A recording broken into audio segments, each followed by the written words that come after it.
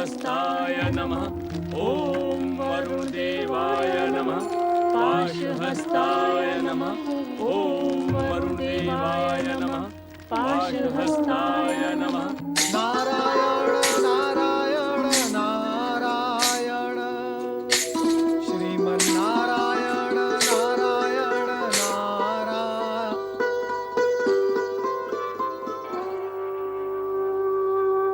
नारायण नारायण। प्रभु, ये आपकी कैसी लीला है? क्या आवश्यकता आ पड़ी थी ऐसी लीला रचाने की प्रभु? प्रभु, वर्षों से धरती पर वृष्टि नहीं, दूर दूर तक कहीं जल दिखाई नहीं देता। मनुष्य, प्राणी, पशु, पक्षी जल के अभाव में मृत्यु का ग्रास बनते जा रहे हैं। हे प्रभु, दया करो प्रभु, दया करो और समेट लो अपनी विनाशकारी लीला को प्रभु, दया करो। नारायण नारायण।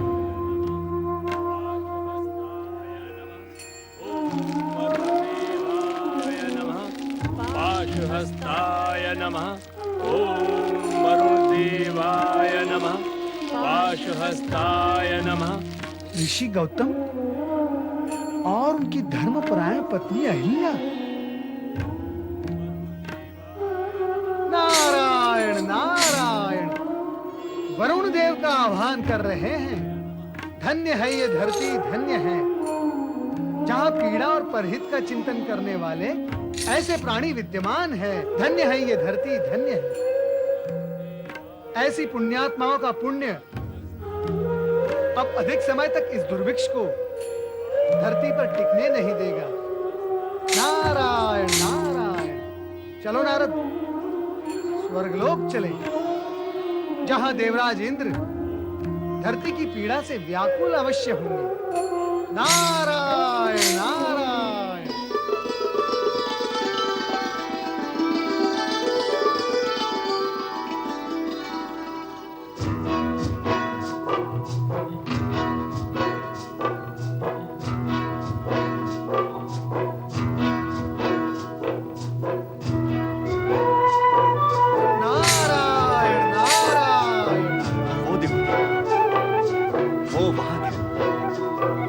मयूर और मयूरी दोनों उन्मत्त होकर नृत्य कर रहे हैं। हाँ स्वामी, कितना सुंदर लगता है। आज तो गगन विहार में आनंद ही आ गया। नारायण नारायण। आनंद विहार हो रहा है देवराज। हाँ देवर्षि, सुंदरता देखकर प्रसन्नता तो होती है। अवश्य होती है, किंतु प्रसन्नता के अगल बगल में यदि निश्चिंतता और सुरक्षितता भी हो तो प्रसन्नता को प्रसन्नता पूर्वक भोगने का आनंद परम आनंद तक जा सकता है। हमारी इस प्रसन्नता में कई बाधाएं हैं देवर्षि। देवी सची, बैठने के स्थान का नाम यदि केवल आसन हो तब तो कोई बात नहीं, किंतु यही आसन यदि सिंहासन हो तो शत्रुदल द्वारा नियमित रूप से खींचतान होती ही रहती है।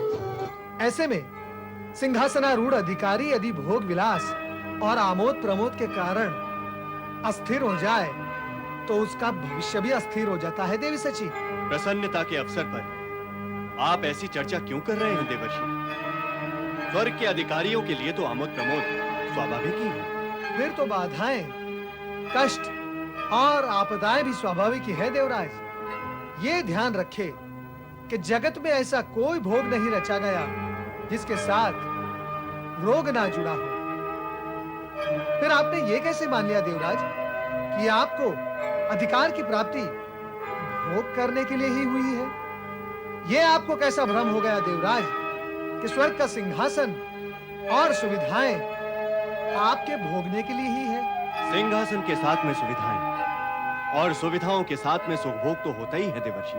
नहीं, सर्वथा नहीं, कदापि नहीं। सिंहासन की प्राप्ति होती है देवराज कर्तव्य और दायित्व को पूर्ण करने के लिए। सुविधाओं की प्राप्ति होती है यथाशीघ्र पीड़ितों को सुविधाएं उपलब्ध करने के लिए, किंतु आप आप जिस धारणा, सिद्धांत और मान्यता को लेकर गतिशील है देवराज, उसके अनुसार तो हर सत्ताधारी पद, स्थान और सुविधा का लाभ केवल भोगने के लिए ही लेने लगेगा। और जब जब ऐसा होगा तब तब आसन डोलेगा और फिर प्रकृति की संपूर्ण शक्तियां उस सुख भोगी के विरुद्ध होकर उसके पतन का कारण भी बनती हैं। नहीं देवर्षि, नहीं, कृपया ऐसे कटु शब्द ना कहें।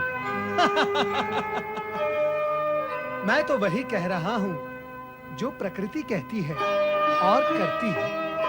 आप स्वयं भी विचार करके देखें देवराज, जब जब आप भोग विलास की ओर प्रवृत्त हुए हैं तब तब आप दुर्बल भी हुए हैं, और जब जब आप दुर्बल हुए हैं असुर बलवान होकर आप पर हावी भी हुए हैं, और अनेक बार आपसे स्वर्ग हर भी लिया है। तब आप भागे भागे परमपिता ब्रह्मा जी, कभी श्री हरि विष्णु तो कभी भगवान भोलेनाथ के पास असहाय होकर सहायता मांगने गए हैं। वे भी कब तक आपकी सहायता करेंगे और आपका उद्धार करेंगे? नारायण नारायण। असमय, असंतुलित और अनावश्यक सुख भोग प्राणी को दुर्बल बना देता है देवराज।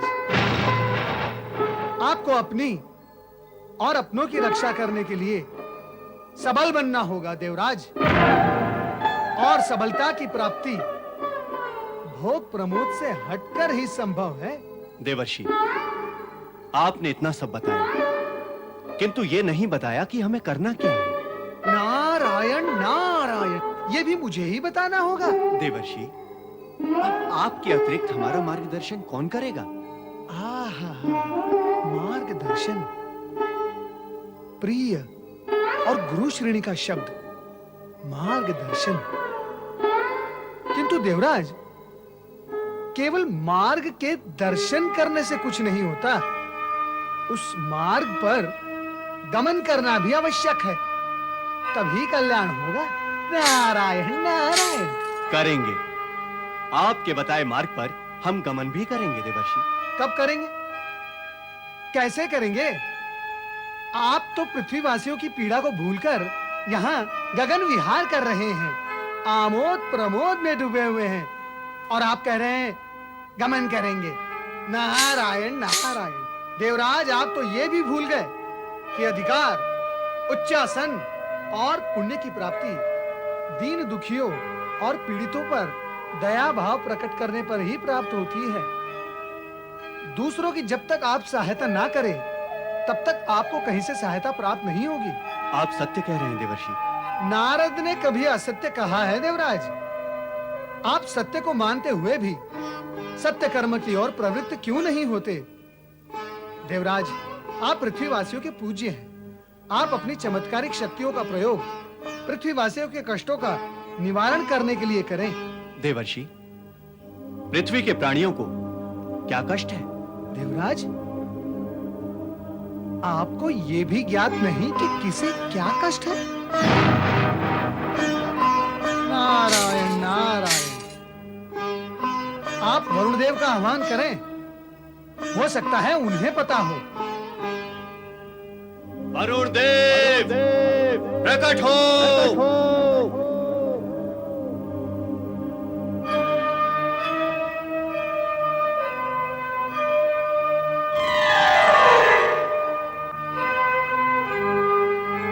मेरी क्या आवश्यकता पड़ गई देवराज? वरुण देव, क्या आपको पृथ्वी के प्राणियों के कष्ट के संदर्भ में कुछ ज्ञात है? क्षमा करे देव ऋषि, मैं पृथ्वीवासियों के कष्ट से अनभिज्ञ हूँ। कैसे चलेगा जगत का कार्य? कौन मानेगा आपको जल का देवता? और कब तक जन साधारण आपकी मान्यताओं को अस्वीकार कर देगा? सह्याद्री क्षेत्र में भीषण अकाल पड़ा है, अकाल, और आपको कुछ भी ज्ञात नहीं। अरे मानव होकर भी ऋषि गौतम और उनकी पत्नी अहिल्या जनहित में आराधना कर रहे हैं, और आप नारायण नारायण। मैं आपका संकेत समझ गया देव ऋषि। मेरा उद्देश्य आपको संकेत करके समझाना मात्र नहीं है वरुण देव। मेरा उद्देश्य आपको जन पीड़ा निवारण हेतु प्रवृत्त करना है। आप उन्हें पीड़ा मुक्त करें। मैं इसी समय पृथ्वी की ओर प्रस्थान करता हूँ। नारायण नारायण।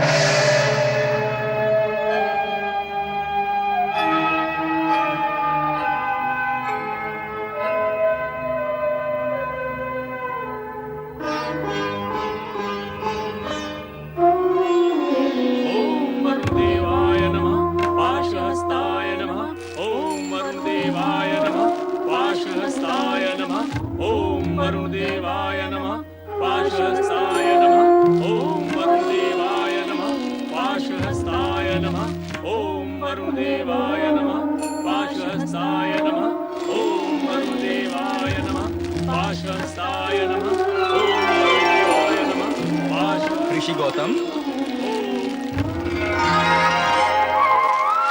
अहिल्या जी, आहा, वरुण देव प्रकट हो गए।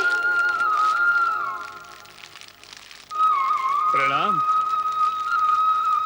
आपका दर्शन पाकर हम धन्य हुए वरुण देव। मैं आपकी कामना पूर्ति के लिए ही प्रकट हुआ हूँ। कहे ऋषिवर, आपकी क्या इच्छा है? वरुण देव, मैंने स्वेच्छा के वश में नहीं, सदेच्छा के वश में होकर आपका स्मरण किया है। गत 12 वर्षों से वर्षा न होने के कारण सभी जल स्रोत सूख गए हैं। अन्न जल के अभाव में बाल वृद्ध पशु पक्षी असमय ही मृत्यु के ग्रास बन रहे हैं।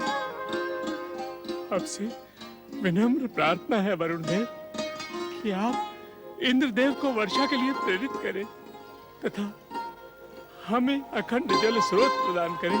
अस्तु, आओ मेरे साथ।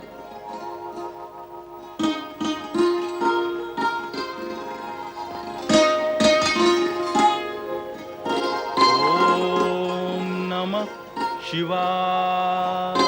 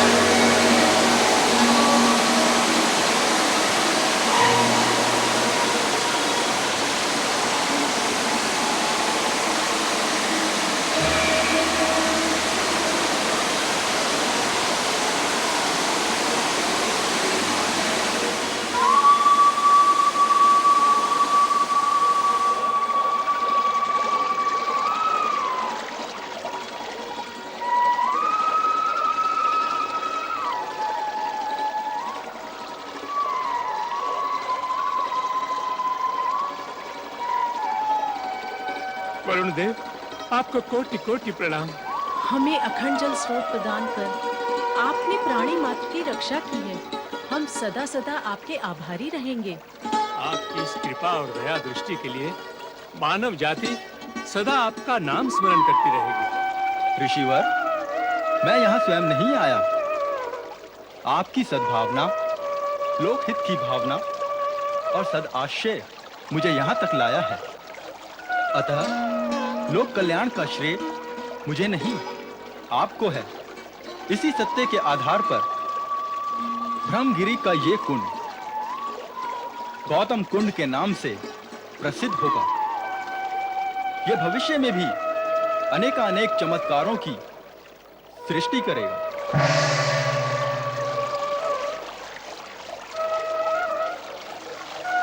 ओम वरुण देवाय नमः।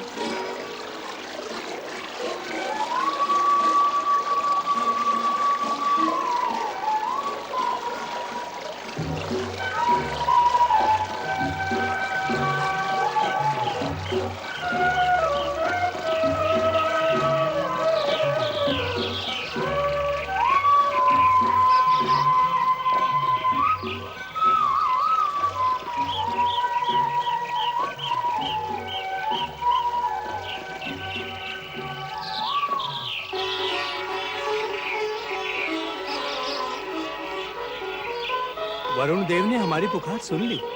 धरती हरी भरी हो गई। हाँ ऋषिवर, आपका जब तक परिणाम लाया। हमारा जब तक।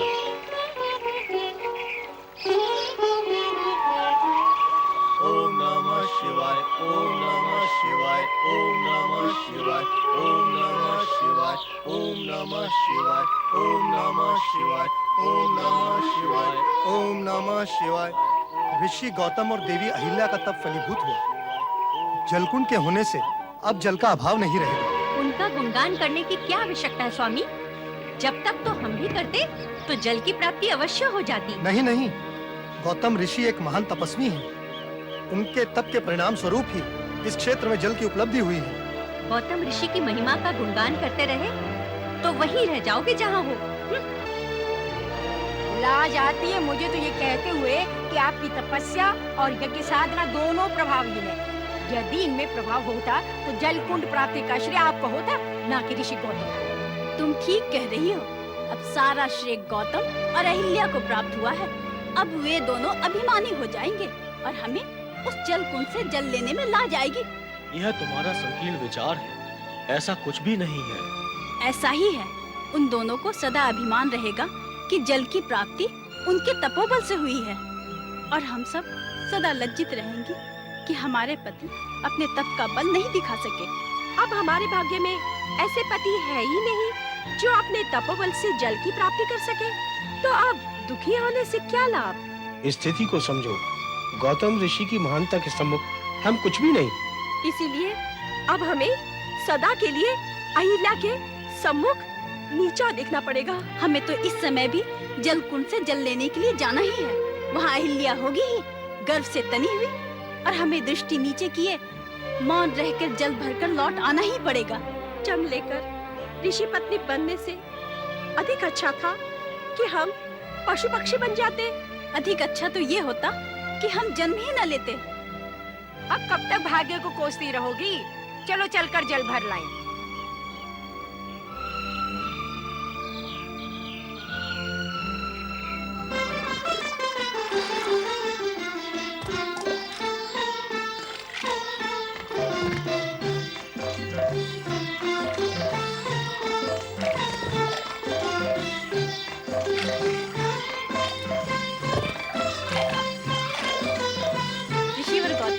कृपा और साधना से हमें नया जीवन प्राप्त हुआ है। हमारे परिवार इन्हीं के कारण से सुरक्षित रह सके हैं।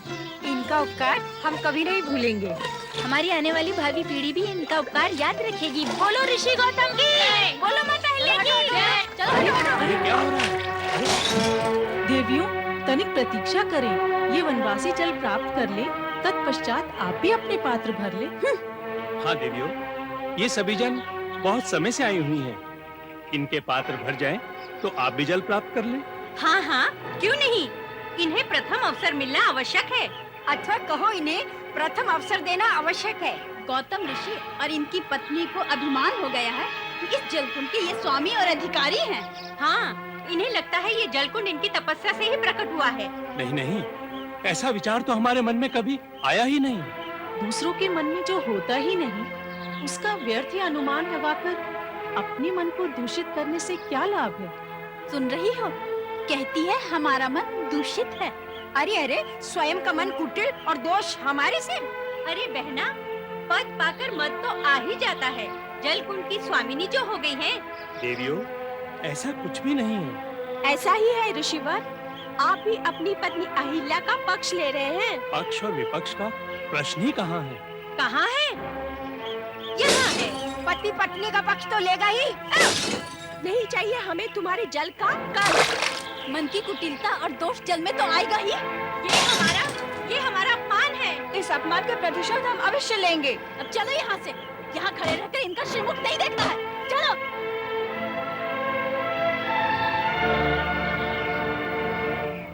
देवी अहिल्या, इन ऋषि पत्नियों से विवाद कर अच्छा नहीं किया।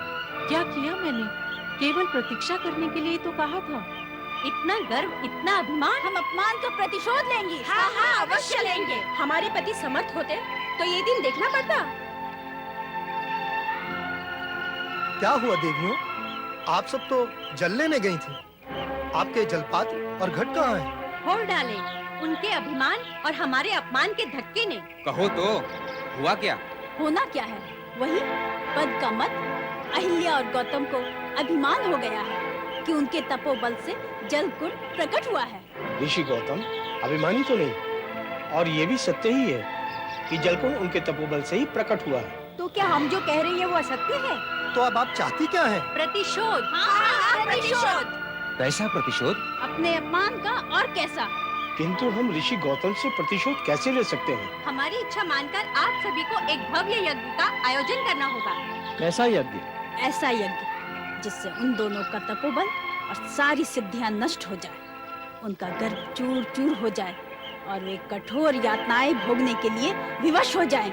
नहीं नहीं, यह अनुचित होगा। तो उन्होंने जो व्यवहार किया वो उचित है? अन्य कोई उपाय सोचा जा सकता है? नहीं, केवल प्रतिशोध। पुनः विचार कर लो। आवश्यकता ही नहीं है। आप सभी स्पष्ट सुन ले।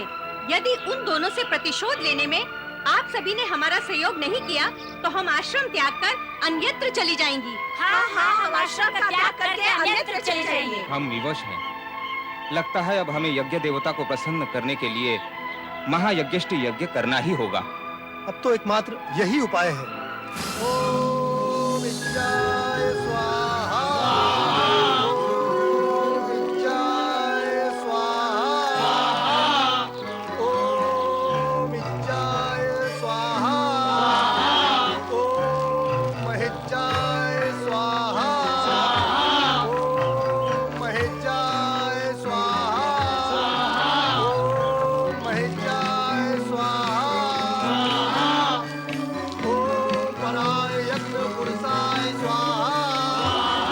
ओम पराय यज्ञ पुरुषाय स्वाहा। ओम पराय ईशाय स्वाहा। ओम पराय ईशाय स्वाहा। ओम पराय ईशाय स्वाहा। ओम पराय यज्ञ पुरुषाय स्वाहा। ओम पराय तेज से स्वाहा। ओम पराय ईशाय स्वाहा। ओम पराय तेज से स्वाहा।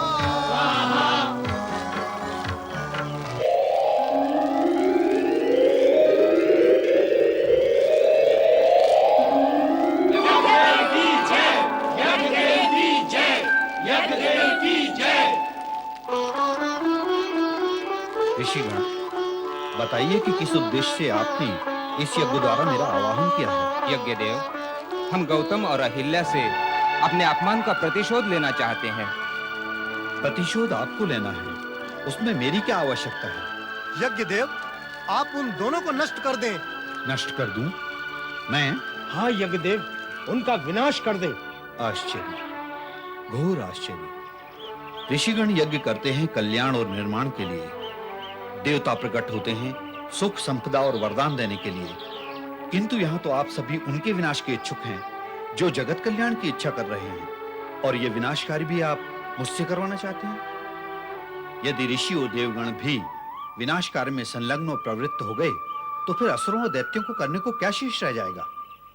यदि सुर असुर ऋषि मुनि सभी विनाश कार्य में जुट जाएं तो संपूर्ण जगत ही नरक बन जाएगा। मेरा आह्वान किया है तो मुझसे कुछ कल्याणकारी कार्य पूर्ण कराओ। विनाशकारी तो प्राणी बिना कहे और रोकने टोकने पर भी करते रहते हैं। वे अभिमानी हो गए हैं यज्ञदेव, और अभिमानी का विनाश करना भी कल्याणकारी कार्य है। वे अभिमानी हो गए हैं ये आप मानते हैं, मैं नहीं। आवश्यक नहीं कि जो आप मानते हैं उसे मैं भी मान्यता दूं। मैं गौतम ऋषि का अहित नहीं करूंगा। आप दुर्भावना को त्याग कर कोई वरदान मांग लें, वही आपके हित में उचित होगा। यज्ञ देव, हमारे आह्वान पे आप प्रकट हुए हैं तो आपको हमें यज्ञ का फल तो देना ही होगा। वही देने तो मैं आया हूँ। यज्ञ फल के रूप में हमें गौतम और अहिल्या का विनाश ही अभिष्ट है। यज्ञ का फल विनाश के रूप में न कभी हुआ है और न ही भविष्य में कभी होगा। विनाश यदि यज्ञ जैसे पवित्र और कल्याणकारी कार्य की ओट में आकर छिप जाएगा तो पृथ्वी पर मृत्यु दुर्भावना के घुंघरू बांधकर दुख और पीड़ा की मृदंग पर नंगा नृत्य आरंभ कर देगी। अब क्या करें? यज्ञदेव, गौतम का प्रत्यक्ष अहित नहीं करेंगे। तो अप्रत्यक्ष ही कर दें। ऐसी ही युक्ति करनी होगी। एक उपाय है। हे यज्ञदेव, यदि आप प्रत्यक्ष रूप में गौतम ऋषि का अहित नहीं करना चाहते तो हमारी प्रार्थना स्वीकार करें। कहो। आप एक दुबली पतली मरणासन्न गाय का रूप धारण कर गौतम ऋषि के आश्रम में जाएं और वहां पर अपने प्राण त्याग दें, ताकि उन पर गौ हत्या का पाप लग सके और हम उन्हें प्रायश्चित करने के लिए विवश कर सकें। प्रत्यक्ष क्या और अप्रत्यक्ष क्या, आप मेरे द्वारा गौतम ऋषि का अहित करवाना चाहते हैं। यह अनुचित है। आप कोई वरदान क्यों नहीं मांग लेते अपने हित में? यज्ञ देव, आप प्रकट हुए हैं तो यज्ञ का फल देने के लिए भी प्रतिबद्ध हैं। यज्ञ का फल याचक की इच्छा अनुसार ही दिया जाता है। आपको हमारी प्रार्थना माननी ही होगी। प्रकट हुआ हूँ तो फल अवश्य देना पड़ेगा। मैं मरणासन्न गाय बनूंगा।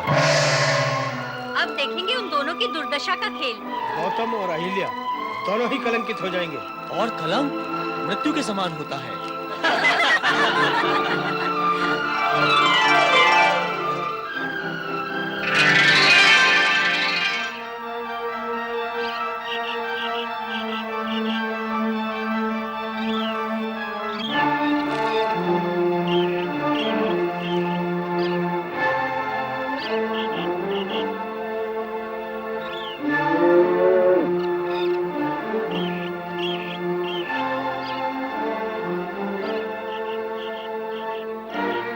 स्वामी, स्वामी, तनिक बाहर आए, देखें। एक दुर्बल गाय न जाने कहां से हमारे आश्रम में आ गई है। हमें उसकी सहायता सेवा करनी चाहिए। अरे ये क्या हो गया?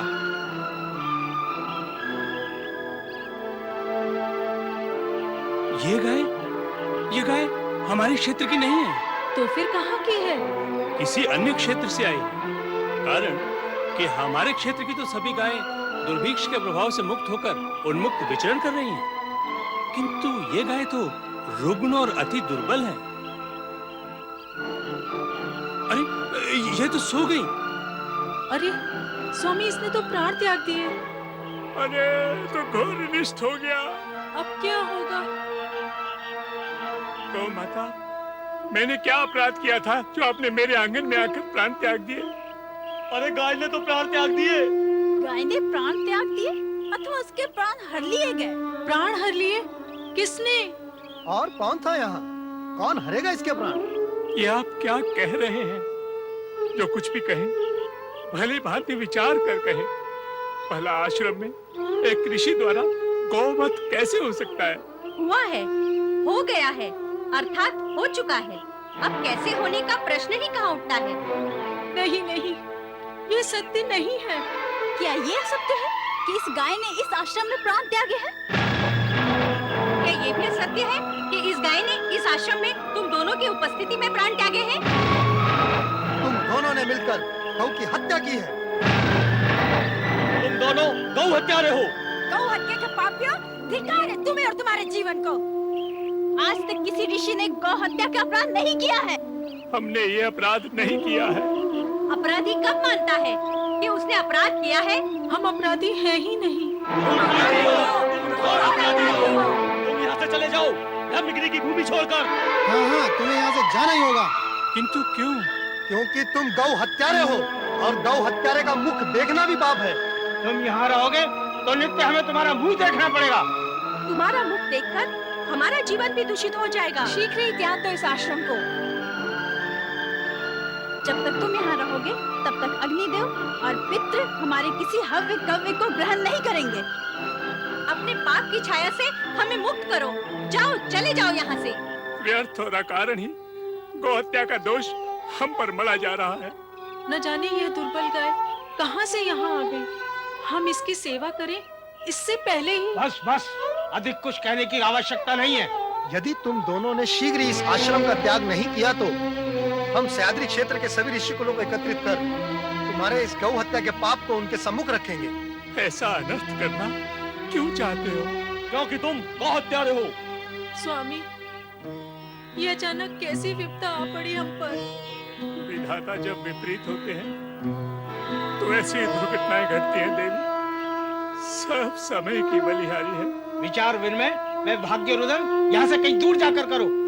अब आप सभी ने ये मान लिया है कि हमने गौ हत्या की है और हमारा कोई तर्क आप सुनना मानना नहीं चाहते तो ठीक है,